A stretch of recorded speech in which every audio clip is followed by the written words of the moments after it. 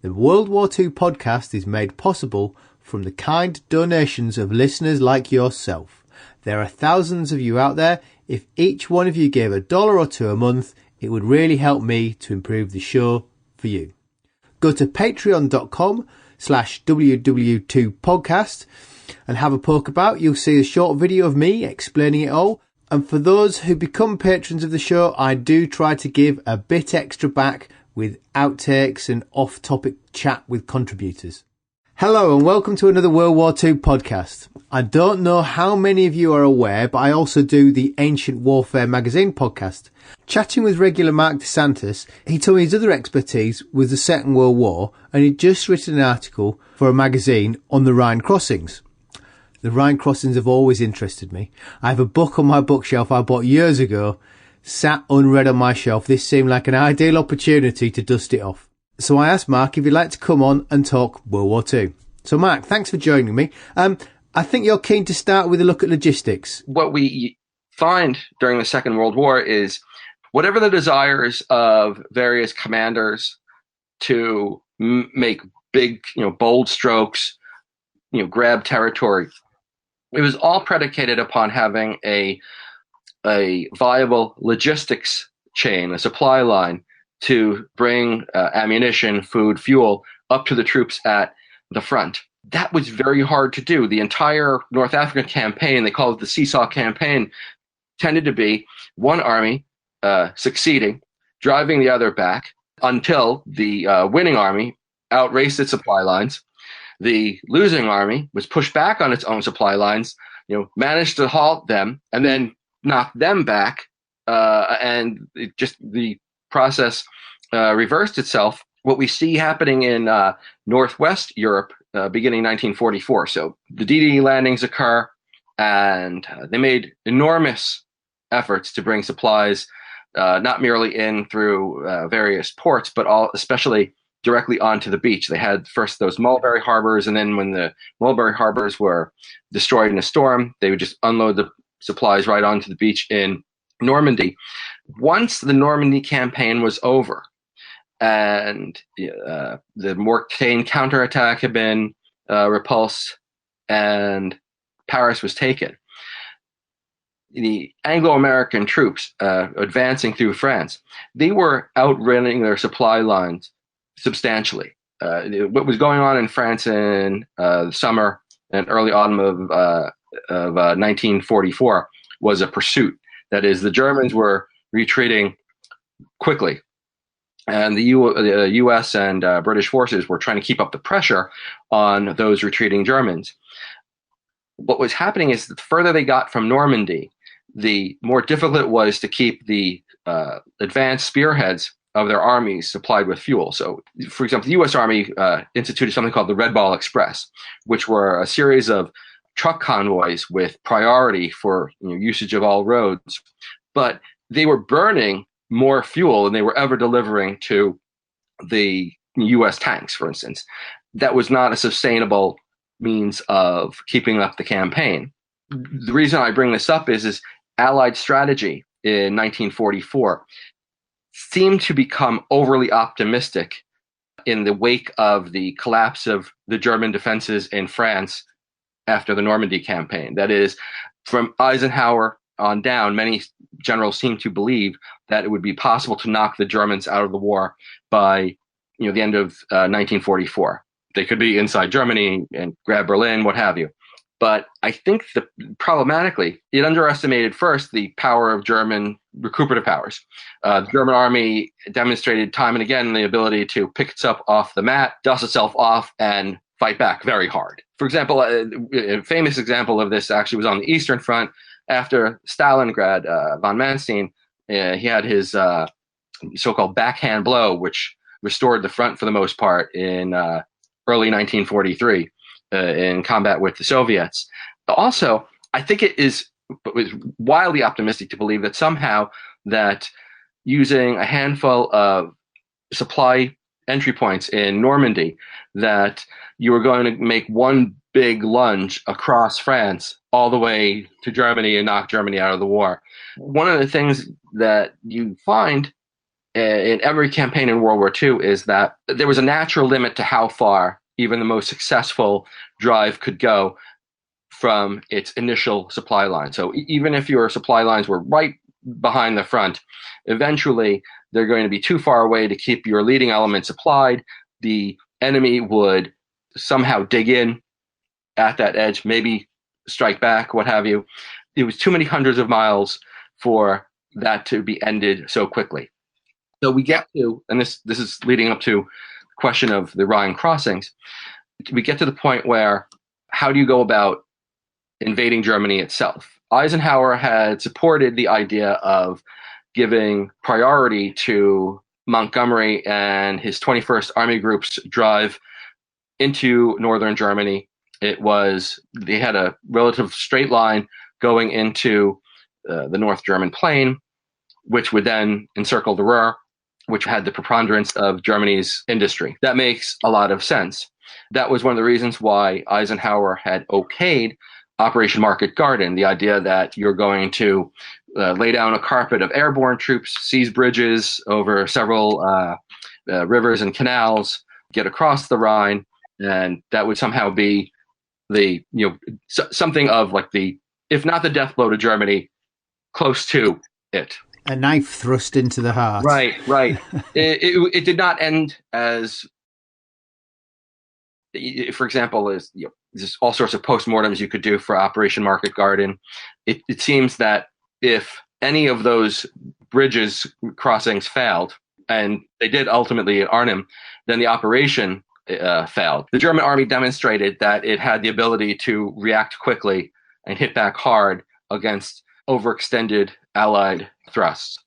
It left the Allies looking for, not in possession of a Rhine crossing in September as they would hoped.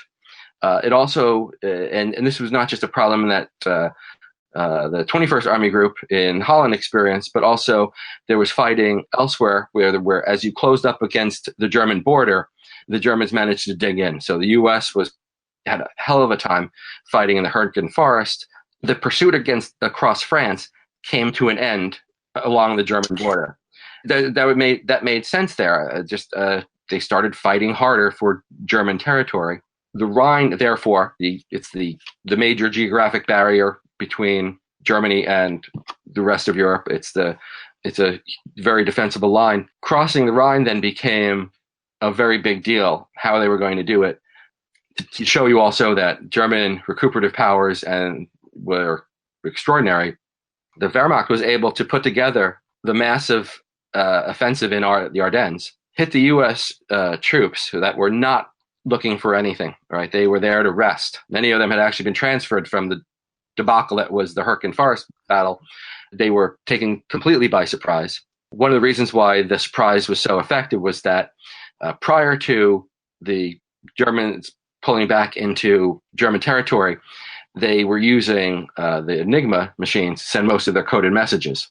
The Enigma machines were compromised by the messages by Ultra, right? So that's the Bletchley Park decoding operations.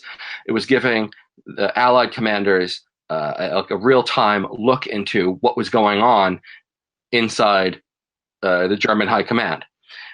What happened once the Germans had pulled inside of Germany was that when they were doing most of their planning for the Ardennes offensive, is that they were actually using telephones, not the Enigma machines, over radio. This is something that Ultra is going to miss completely because these are not interceptable radio messages. Once the Ardennes offensive takes place and it's finally stopped and pushed back, Eisenhower no longer trusts what he's being told by his own people at Ultra, Schaeff, and they became very cautious about some new surprise from the Germans, and that would affect their strategy going into 1945. What I find curious is when you look at Eisenhower's strategy for Northwest Europe, everyone talks about the broad front strategy, and Patton's notoriously railed against it. We're not getting enough fuel. He felt he'd have more fuel. Yeah, all of a sudden, Montgomery's given his head to make this thrust for the Rhine with Market Garden. He's leaping forward, and it suddenly flies in the face of the broad front strategy. But what's interesting, you just pointed out, I wonder if there was an optimism. Let's just get it done before Christmas. Let's just break through.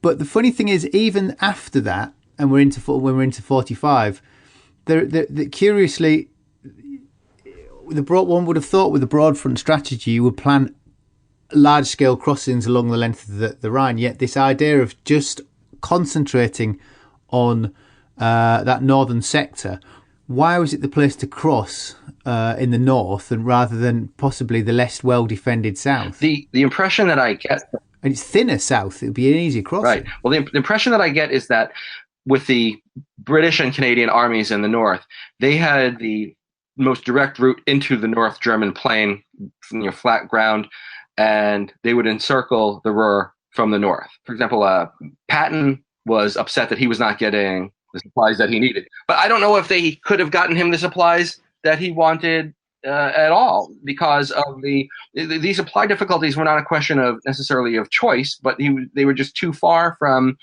their ports in Normandy. So once again, the idea that you were going to just roll your way into Germany in 1944, it seemed overly optimistic. And part of that was occasioned by the fact that the German army had collapsed in France, but did reform itself and put up a viable defense once it got back to roughly close to the German border. Eisenhower had always supported, as part of his broad front strategy, he wanted to give priority to the 21st Army Group to go into northern Germany and capture the Ruhr. But also, he wanted that to be done alongside, only once the Allied armies to the south. So, for example, there was Bradley's 12th Army Group, which had 1st U.S. Army and 3rd U.S. Army. That was Patton's army. 1st U.S. Army was commanded by General Courtney Hodges. Before they had, he didn't want anybody to cross until everybody had sidled up to the Rhine. And this also included Alexander Patch's 6th U.S. Army, which had landed in southern France. The battles to simply take the Rhineland on the western side of the Rhine were tough. The Germans opened up some of the dams, flooded the land in front of Montgomery's armies. That's Operation Veritable. Right, Operation Veritable. Very difficult. In fact, it was largely an amphibious operation. It was almost like watching the U.S. Marines, going ashore at Iwo Jima. They were using many of the Buffalo Amtraks and Duck Ws. It slowed things down quite a lot. What happens when you come to the Rhine crossings is, if you start with the north, the strongest German opposition was opposite Montgomery's 21st Army Group. He was planning to make his crossing at Wesel. The surprise came so it's March 7th, 1945. So this is after the Ardennes offensive had been stopped. And Montgomery's scheduled for the 23rd and 24th of March. So we're still a few weeks before. Yes. So it's about 2 weeks ahead of time. Courtney Hodges' 1st U.S. Army had launched something called Operation Lumberjack. Now that was their version of Veritable. 9th Army in between, which was under the 21st Army Group. That was the U.S. 9th Army. They launched Operation Grenade. That got them to the Rhine. Operation Lumberjack was 1st U.S. Army's operation to get to the Rhine itself. They were simply expecting to come up to the Rhine and then have to deal with a crossing themselves. But what they discovered on March 7th at Remagen was the intact Ludendorff Bridge. It was a railroad bridge, very sturdy, and defended, but not heavily defended by German troops. German troops, they found, were still retreating over this bridge. It had not been blown. Every other bridge across the Rhine had been destroyed by that time, not this bridge. And one of the reasons why it hadn't been destroyed yet was, first, they didn't expect that the U.S. First Army was going to make such a rapid advance. We're still waiting for other German troops to get back across. The bridge had been wired for demolition, just the orders had not been given to bring it down. And this is one of those things where, you talk about U.S. First Army, finds this bridge intact. It came down to a few platoons of U.S. Soldiers and some engineers that accompanied them to seize the initiative, race across. All right. As they're crossing, the Germans detonated some of the explosives. They wanted to detonate all of them, but only one of the charges went off. So the U.S. troops are there thinking, this is it. We're going down. Once the dust settles, they see the bridge is still up there. They race across from Remagen, across the bridge to Erpel, which is on the other side of the Rhine. And they capture both sides. One of the mysteries about why the bridge didn't go down was that possibly some of the circuits had, the wires have been damaged. So not all of there was certainly enough explosive to take down the bridge. It may have been damaged by U.S. bombing. There may have been sabotage. Also, the explosive used was something called Donnerit, which is a commercial explosive, which is not quite as powerful as military-grade high explosive. So the upshot is there's the demolition explosion, and it fails. So the Americans are across the other side. Within a day, they put about 8,000 soldiers over the Rhine, and the Germans reacted. Hitler was not happy. The German reaction is somewhat fierce. Right. Well, the thing is that the German defense of the bridge and their failure to destroy the bridge had several causes, but one of them was confusion as to command. That is, the officer who was supposed to command the bridge, he received command that morning. There was a confusion as to command as to whether or not the bridge responsibility was in the hand of the military district. Germany itself was divided into something called Wehrkreis, which were military districts. So the German army officer actually got command of Remagen, got it that day. He was 35 miles away when he was given command. And he was actually about twice as far from the bridge as the Americans were that morning. So he had to race there, figure out what was going on. Nothing went right for him. And once the Americans had the bridge in their possession, they did everything they could to defend their bridgehead and the bridge itself. With this, I guess you would call it a windfall of an intact bridge, or when I say intact, it had been damaged, but it was still standing. The Germans made every effort they could to try and take it back. They fired artillery at it. They unleashed jets, the Messerschmitt Me-262s. They used the Arado 234 jets to try and hit it. Everything missed. First use of strategic use of V2 of ballistic weapons on the bridge, and they were a failure. Right. 12 V2 missiles were launched from sites in Holland against the bridge, but they were just not accurate enough to do anything. 2 of the missiles struck, but nothing came closer than a mile to the bridge. Germans deployed frogmen to try and stop this. Yeah, I thought that was an interesting maneuver. They were all spotted before they got close. The Luftwaffe, conventional aircraft Luftwaffe, they were also used Stukas, FW-190s. They were all shot down. The Americans just put anti-aircraft batteries up there. One of the officers said that whenever a Luftwaffe aircraft would appear in the sky, he called it $1 million minute, because that's how much ammunition was being expended to take down one aircraft. The tracers just lit up the sky, turned the sky pink. I've read references somewhere of the air guns were lined up bumper to bumper. Essentially, the most common vehicle would have been the M3 half tracks with the quad 50 caliber machine guns on them. They said, don't even bother trying to identify what the aircraft is. If you see an airplane, shoot it down, which they did. The main damage to the bridge, interestingly enough, came via, I'm going to call it conventional artillery, not the giant siege mortars, but artillery fired from the German side, which managed to destroy on the bridge an truck carrying ammunition, and also I think a fuel truck. Because of the ammunition truck goes up, blows a hole in the bridge. The fuel truck is hit, and that stops traffic along the bridge for some time. However, while all of this was going on, U.S. engineers had managed to throw up some tactical bridges. They put up a pontoon bridge. They put up also a Bailey bridge. And so the Ludendorff Bridge itself, still very valuable, but there were ways to get onto the other side to reinforce the bridgehead. Finally, the bridge collapses on March 17th. It had been weakened so desperately. Once that happens, though, it was not quite as critical as it was maybe a week before.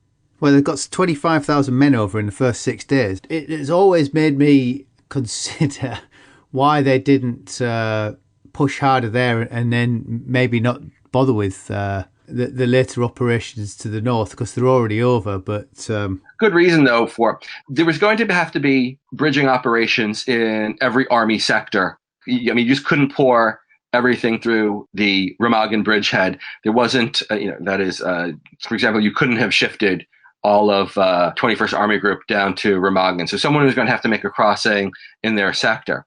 Certainly, the Remagen crossing was very valuable in that it opened up different possibilities by having substantial U.S. forces on that side in that sector. It made a shallow envelopment of the German 15th Army possible. Instead of having to swing very deeply into the Ruhr to encircle, shallower envelopment was made possible. The terrain on the other side of the Rhine, on the eastern side of the Rhine, was not the most favorable for exploitation by armored forces. It was forested, it was hilly, so it was not ideal that way. That being said, they had the bridge, they were across, and you fight where you have to fight. I read somewhere the US troops were the first enemy to cross the Rhine since Napoleon, and before that, now this is where I'm not take this with a pinch of salt, but before that, Julius Caesar. Really? That is interesting, certainly. That would not surprise me. I'm trying to think back to battles going into maybe the 16th century or possibly... It gets more difficult, doesn't it? Because you're not necessarily dealing with a unified Germany, and where were people in the various wars and bits and pieces. But it got me thinking. What did Marlborough do? I don't know. Someone may have been fighting somewhere. I don't know if... did the Duke of Parma ever cross the Rhine? I'll have to research that. But that also brings me to something else, which has had a mention somewhere. I think it's one of the Ancient Warfare podcasts about the Minden Gap. I mean, to the north. I mean, the northern route is the traditional route where Monty was going in and out of that area, as you were saying, because the terrain's more favourable, being flat and not upland terrain. Well, the Gap also, it's relatively close to the Teutoburger Wald, which is where General Varus and his legions ran and were destroyed by Arminius in the Teutoburg Forest. I think that if we did some digging, we might find someone who would cross the Rhine. I'm thinking, did Germanicus cross the Rhine too? Maybe he was across there. But it sounds great to say the first soldiers since Napoleon, and before that, Julius Caesar. I could agree with possibly with Napoleon, but then it's such a big gap that there somehow seems to have to have been someone else. Montgomery seems to take the news quite magnanimously. Surprisingly, that someone had stolen his thunder 2 or 3 weeks before. I think that having Allied troops cross the Rhine is valuable because it would have taken pressure off Montgomery's own crossing it by draining German troops away to contain the Remagen Bridgehead. One of the things that was going on is that there was such a high concentration of German forces opposed to the 21st Army Group at Wesel that it did make the crossing more difficult in terms of preparation, making sure that he had enough firepower to make a successful landing on the eastern bank of the Rhine. There's a lot of one-upmanship among the Allied commanders.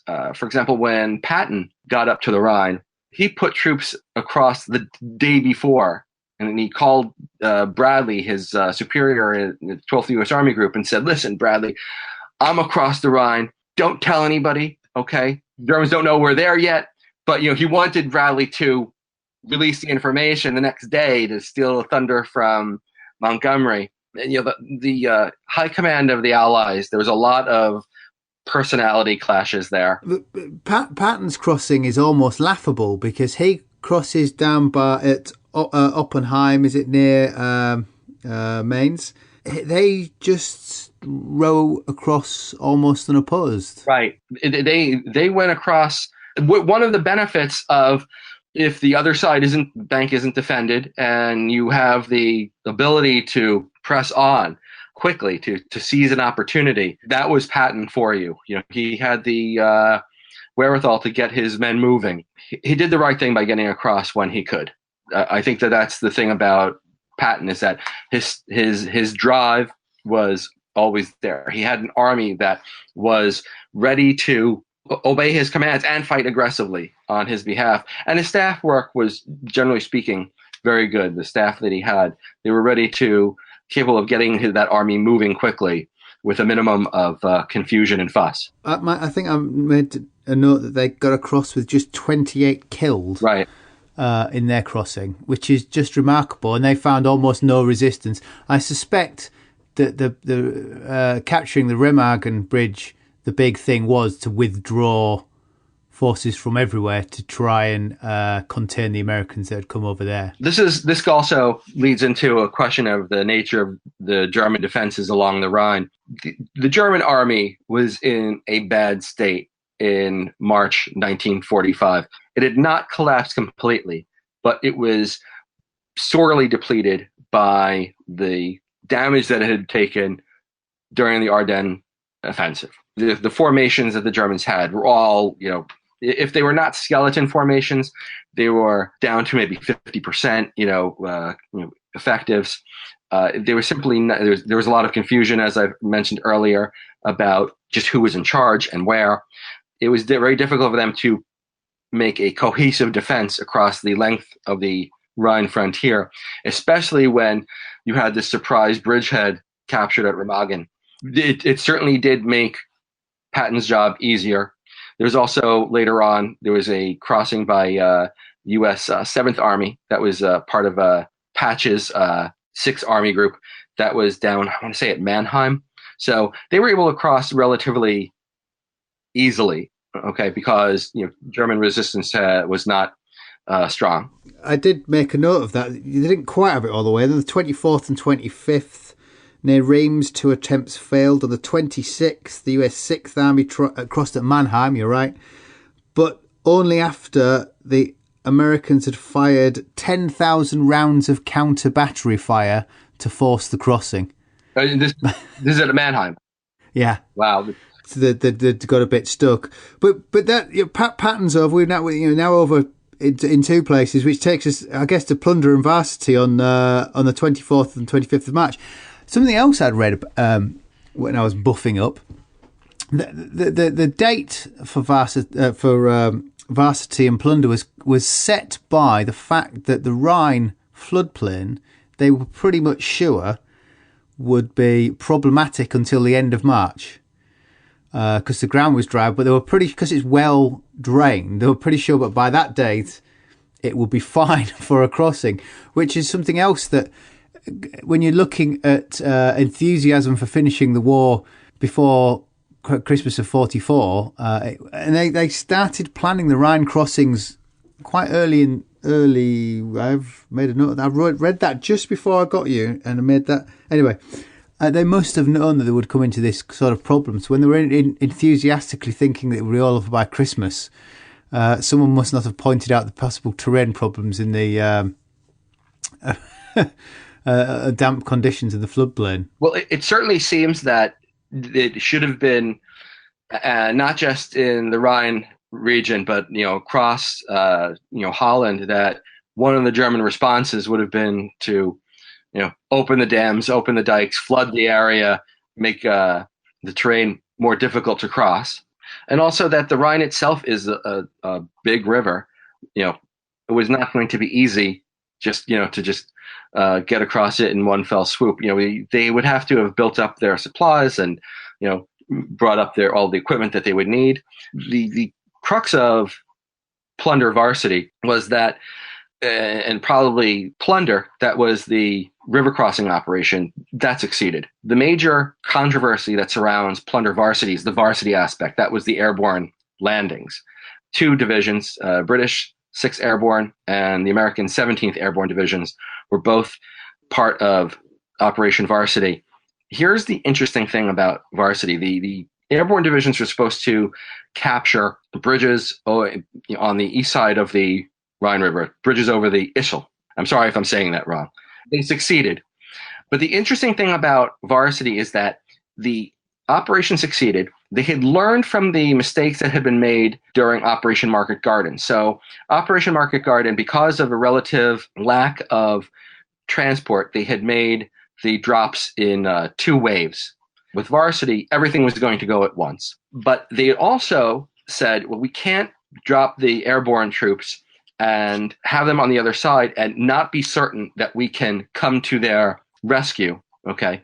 So interestingly, unlike what had happened with the airborne landings in Normandy or Market Garden, the airborne landings for Varsity took place only after Plunder, the borderborne crossings, had succeeded. They were also took place all in daylight. The area around Wessel, where Monty's troops were crossing, was heavily defended by flak. So you have, in broad daylight, you have these C-47 Skytrains, the C-46 Commando aircraft, and they're tugging gliders. They're all big, slow targets, and they were shot to pieces. Lots of casualties. The gliders themselves were either hit while in the air, or some of them were hit on the ground. They discovered also that the C-46 Commando didn't have self-sealing fuel tanks. So those things just, if they were hit, they went up. So the problem with Varsity, and this is the Varsity controversy, is was it necessary to have the airborne component of the river crossing at all? I haven't come to a conclusion about that yet. And here's why. On the one hand, when you would drop airborne forces as part of an operation, say at Normandy or Operation Market Garden, linking up with those airborne troops, rescuing them, in fact, because the airborne troops just don't have any heavy equipment. They can't fight off tanks. It almost became an end in and of itself. If they were too far away, you ran the risk of having the parachute troops shot to pieces before you could get them. And it's probably not the best strategy to put your troops so far away that rescuing them is the main goal of your campaign, whereas the main goal of your operation ought to be achieving whatever the objectives are. But it's only natural that you have thousands of troops behind enemy lines. Let's go save them. With Varsity, it seems that in order to ensure that they would be rescued and not left to be annihilated by the Germans, that they had to wait until daylight, all right, and they were ensured that the Plunder crossings had succeeded. It does call into question, well, why do you need the airborne landings if the river crossing has already succeeded? Okay, right? Shouldn't the airborne landings be the support, the adjunct to the river crossings? And I'm of two minds on that. On the one hand, I mean, this is like the counterfactuals. The hindsight's always 20/20. If the river crossings of Plunder had failed, Montgomery would certainly have been asked. They would have questioned him. Well, why didn't you use airborne troops to draw off German strength from defending at the riverbank? Okay. Whereas because the river crossings did succeed, and there was heavy casualties among the airborne forces, not annihilated, by the way, but just heavy casualties, there comes into question, well, were they really necessary? It would seem to me that Montgomery was in a difficult position. If he uses the troops to ensure that the crossing succeeds, he's opened up to, well, why did you use them at all by sending them in daylight? On the other hand, if they're not used, he might have been taken a task for risking the crossings themselves, because I can imagine what would have happened if the river crossings had failed and they had lost, say, 5,000 to 10,000 men in the river crossings back at square one. I haven't come to a decision yet about that. See, I sort of evolved of 16,000 airborne troops put in, and it's an astronomical number, and I've assumed that the Allied airborne operations had never quite passed off very well. Sicily was not fabulous. Market Garden obviously had its problems. D-Day was not massively effective, and if you're crossing, they were approaching it like a D-Day operation. They expected it to be a big set piece, but and they go over in two waves very quickly. If you dump 16,000 men in a very short period of time in enemy territory, you've got at the end of the day, you've got 16,000 men or whoever gets there. I think heavy casualties, 2,000 maybe were shot down by AA. So you still got 14,000, and then you obviously got to take the percentage off of those who are in the wrong area. They're all over the place. But irrespective, you've got a lot of men dumped. When actually, if you're trying to bring them over in waves in boats, it's probably still slower than throwing them out of the planes. And so it's all just adds to the mix. But it does seem overkill. The question of overkill for the varsity component of the crossing, that's essentially the big criticism since 1945. And you raise a great question about the use of airborne troops. Are airborne troops supposed to be used on the scale of whole divisions dropping behind enemy lines, or should they be more appropriately used in smaller formations to capture pinpoint targets, such as Pegasus Bridge in the Normandy invasion? What's the purpose of them? When it comes to the Normandy invasion, you had 3 airborne divisions committed. It seems to me that because of the absolutely critical need to succeed, that is, you could not do D-Day again, okay? You were not getting a second chance for D-Day, that landing 3 entire divisions, now they landed pretty much all over the place, especially the U.S. airborne troops. Very few of them landed where they should have. They were also jumping at night. But putting them all across the Normandy battle space did have the advantage of sowing confusion among the Germans, stopping them from counterattacking, at least in the kind of force that they would have needed to, I think, have a realistic chance of throwing back the seaborne landings. And in that regard, I think that the Normandy airborne operations were appropriate. They took a lot of casualties. That's only to be expected, but it was worth it. But once you start getting into Market Garden, where you have divisions strewn far from the ground forces, which are there to link up with them, you start getting into the question of, well, if you have, several divisions now strung out all along, essentially surrounded, is that really the best use of airborne troops? Because, as I said before, airborne troops, they can't fight tanks. They were promised that they would have to hold for 2, maybe 3 days, and it turned out to be a lot longer. So the Allies did learn their lesson from the problems of Market Garden. On the other hand, the lesson that they learned was, well, make all the jumps at once in daylight, but that exposed them to other problems.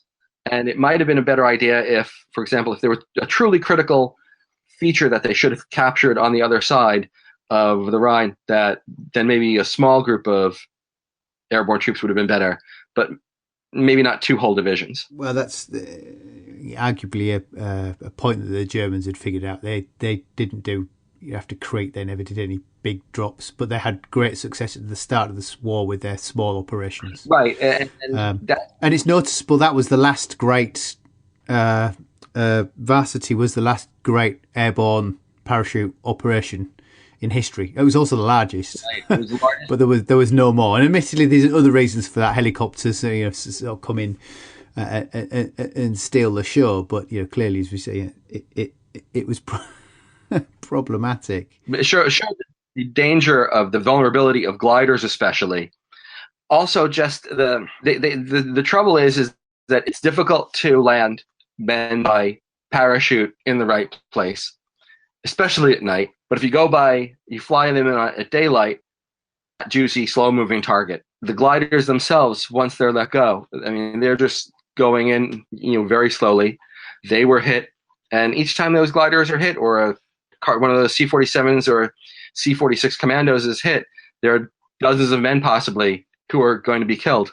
I think you have to make this judgment call, and it is a judgment call for a commander.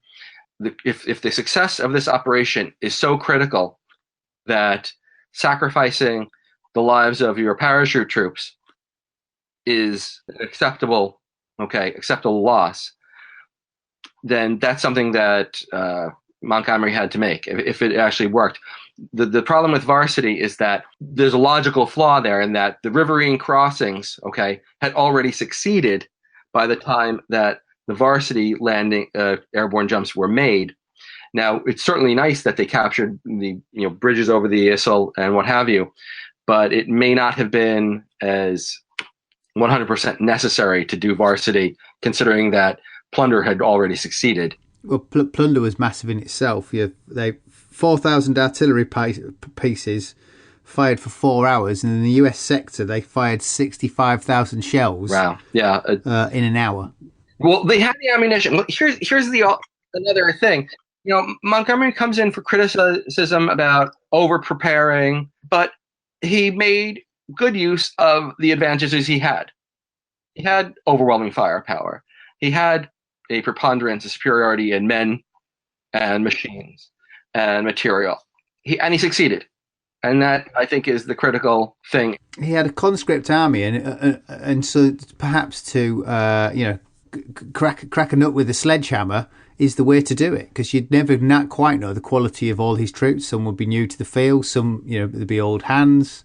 It's a very mixed bunch. Is the Allied army. One of the things that you get, especially if you read some of the complaints made by some of the more aggressive, especially American commanders, talking about their own troops, or at least I should say about American troops in general, as opposed to maybe their own division. So General James Gavin, he's the airborne commander of the 82nd Airborne Division, one of the better American divisional commanders.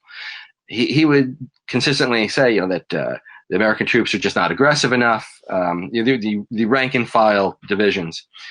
That being said, it was the winter time. It's miserable conditions. I'm certain that very few of these young soldiers wanted to be there. Okay, the war did look like it had been won. Maybe dying in the last few weeks of one war, that doesn't have much attraction to it.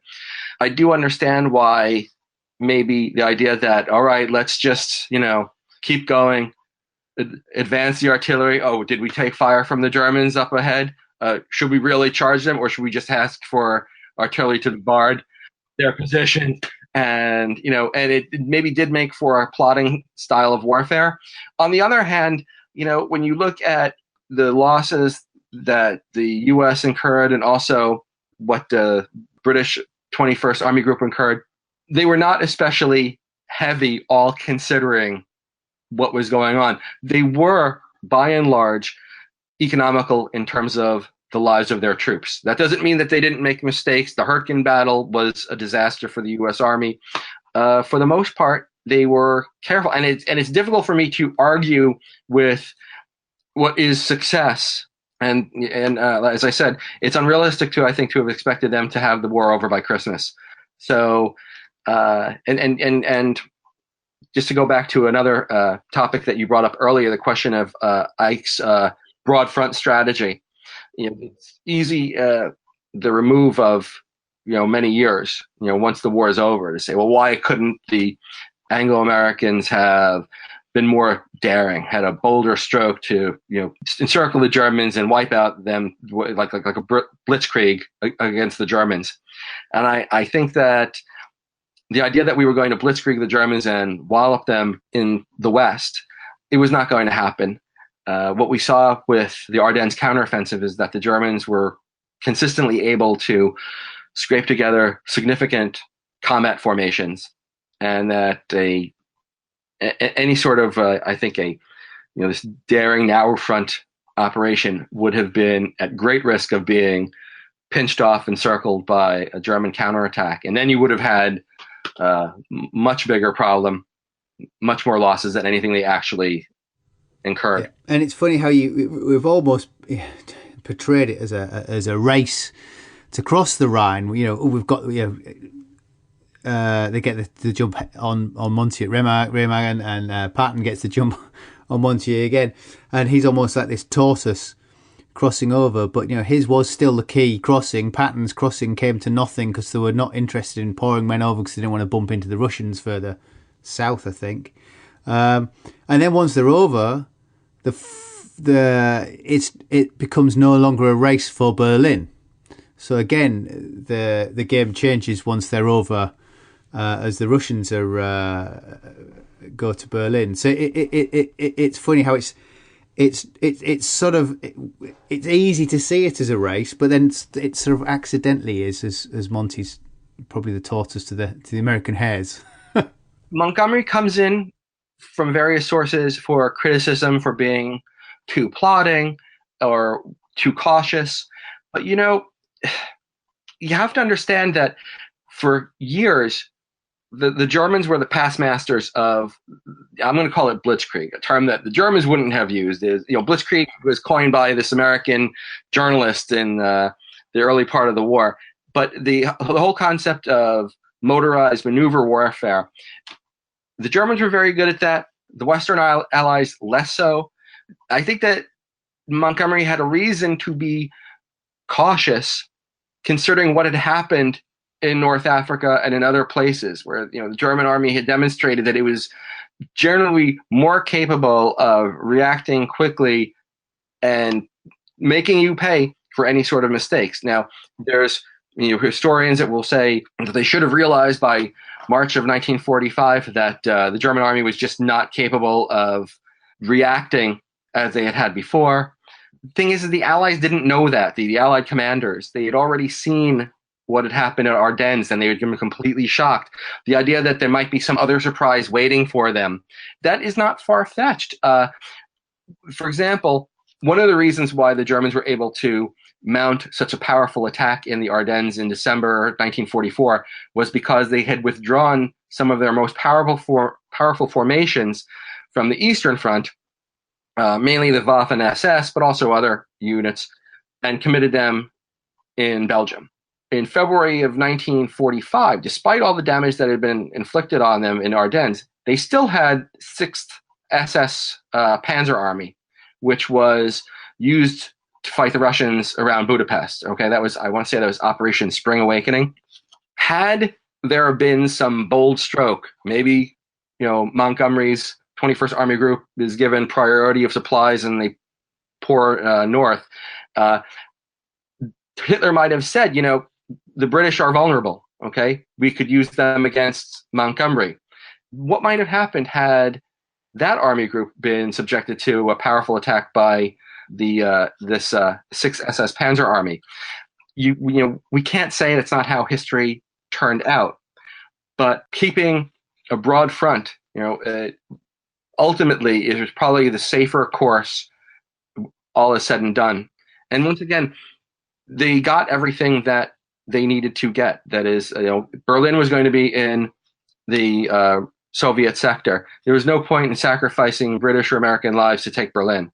They succeeded in what they did, and that, I think, it ought to be the end of that. With the Rhine crossed, we'll leave it there. Thank you, Marc. Marc is a prolific writer, and if you're a keen reader of history magazines, I'm sure you'll bump into his work. If you're interested in the ancient world, his book, Rome Seizes the Trident, The Defeat of Carthaginian Sea Power and the Forging of the Roman Empire, is available now. I'll put a link on the website. If you're a supporter of the show via Patreon or PayPal, we have an extra 20 minutes of Marc and I chatting, and I hope you'll find that interesting. I'll release that today. Don't forget, if you would like to support the show, you can find out more at patreon.com/WW2podcast or go to www2podcast.com for other options. So that's it for now. I think next time I'm back, we'll be looking at Alan Dulles and the US spy network operating out of Switzerland during the war. It's a topic we have touched upon before, but we'll look at in closer detail as a subject of German internal resistance and how much the Americans knew during the war, I think is interesting. I'm Angus Wallace, and thanks for listening.